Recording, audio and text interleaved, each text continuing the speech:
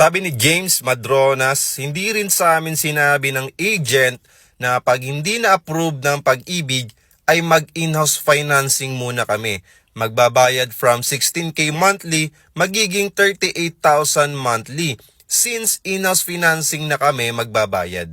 Kaya sunod-sunod.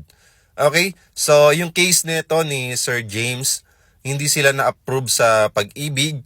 So may mga ganung options naman po sa iba't ibang developer na in case na ma-disapprove ka, pwede ka mag-transfer sa in-house financing. So isa yun sa mga option.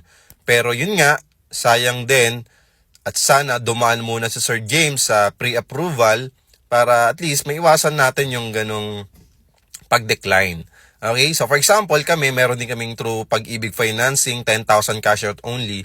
So kami as sellers, agents, or managers, ina-assess din namin si buyer or si client kung meron ba siyang existing housing loan, updated ba ito kay Pag-ibig, nababayaran niya ba to?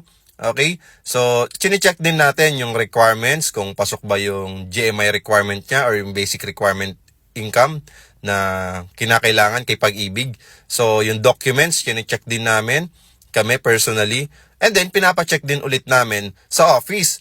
So, ganun po tayo dapat kasigurado before tayo mag-proceed sa reservation or anything na down payment. Okay? Pero sa amin naman kasi wala naman pong down payment.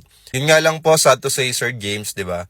So, dahil nandyan na yan, kayo na pong bahala mag-decide kung itutuloy nyo po yung inyong property na 38,000 pesos monthly through in-house financing and dating dapat 16,000 monthly lang.